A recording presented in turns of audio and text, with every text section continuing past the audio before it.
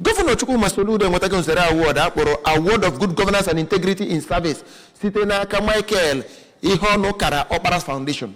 Onye nta akụkọ anyị na Abuja bụ ekwu ya jide wetara anyị akụkọ.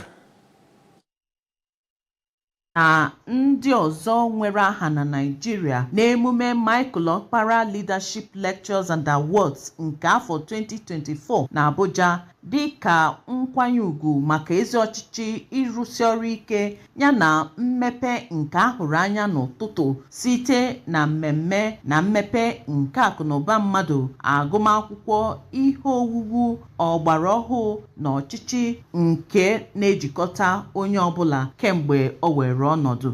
Gọvanọ Soludo bụ kọmishọna na-ahụ maka ọrụ ugbo Dọkịta Foster Ihejiọfọ nọchitere anya ya kelere ndị nchịkọta emume ahụ maka inyopụta mbọ ya n'iwetere ndị bi n'ime ime obodo mmepe na nketa akụnụba ndị ọchịchị. O kwuru n'agbanyeghị ego na-agbadata na ihe karịrị pasentị 74 n'ime obodo dị na Anambra enwetala uru site n'otu ma ọ bụ karịa n'ọrụ nke ya na-arụ na steeti. Site na Abuja, Princess Ekwi Ajide, akụkọ ụwa ABS.